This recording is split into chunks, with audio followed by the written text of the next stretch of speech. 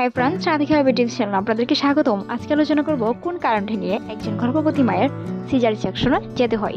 বর্তমানে এই যুগে সিজারিয়ান জন্মদান ব্যাপক হারে বেড়েই চলছে। সেই হিসেবে সন্তান জন্মদানের বা সন্তান প্রসবের হার সামনে আরও বাড়বে এমনটাই ধারণা করা হচ্ছে বিশেষজ্ঞরা।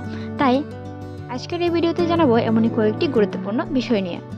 সেই সাথে তুলে ধরবো সিজার করতে এবং সিজারিয়ান প্রসব বৃদ্ধির কারণ সম্পর্কে। তাই গর্ভবতী হিসেবে ভিডিওটা মনোযোগ সহকারে দেখার অনুরোধ রইল বা সতর্কতা অবলম্বন করবেন। আশা করছি ভিডিওটা মনোযোগ সহকারে দেখবেন। তো কথা না বাড়িয়ে চলুন মূল আলোচনায়। সিজারিয়ান প্রসব কেন করতে হয়?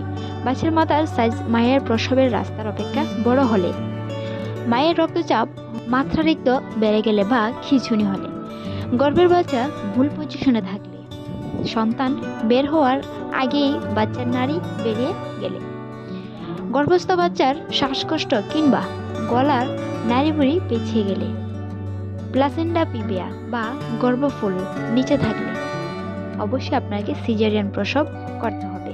সেক্ষেত্রে প্রসবের রাস্তার কোনো টিউমার থাকলে, গর্ভে একের অধিক বাচ্চা থাকলে, যেটাকে টুইন বেবি বলে, ডেলিভারি তারিখ পার হওয়ার পরও যদি প্রসব ব্যথা না ওঠে, আগে একবার সিজার করে থাকলে, এমনকি প্রসব ব্যথার সময় রক্তপাত হলে, অ্যামনিওটিক তরল কমে গেলে, বেশি বয়সে গর্ভধারণ করলে, এমনকি অনেক গর্ভবতী বয়েও সিজার করে থাকেন। অ্যামনিওটিক তরল নিয়ে আমাদের চ্যানেলে অসংখ্য ভিডিও আছে, দেখে আসতে পারেন। সিজারিয়ান ডেলিভারির বৃদ্ধির কারণ।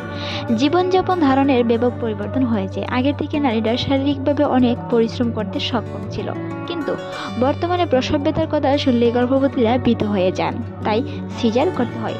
সেই ক্ষেত্রে মন এবং মানসিকতার অবশ্যই ভীত হওয়া যাবে না। নর্মাল ডেলিভারির উপকারিতা সম্পর্কে গর্ভবতীর ধারণা না থাকা, একটি বাচ্চা সিজারে হলে পরবর্তী সব গর্ভধারণ সিজারে করতে যাওয়া।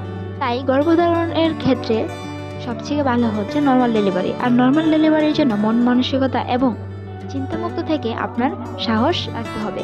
প্রযুক্তির অপব্যবহার। সিজার করা পদ্ধতি আবিষ্কার হয়েছে জরুরি কোনো কারণ সন্তান প্রসব করানোর জন্য, কিন্তু সবকিছু স্বাভাবিক থাকার পরও সিজার করার প্রবণতা দেখা যায়। কতিপয় অসাধু ডাক্তার চিকিৎসা প্রতিষ্ঠানের কারণে সিজার বেড়ে চলেছে। তারা রোগী থেকে বেশি আর্থিক মুনাফার জন্য এমনটা করে থাকে। তাই গর্ভবতী মায়েদের কাছে অনুরোধ রইল, এই বিষয়টি অবশ্যই খেয়াল করে দেখবেন। আপনার সবকিছু ঠিক থাকলে নর্মাল ডেলিভারির জন্য প্রস্তুতি নিন।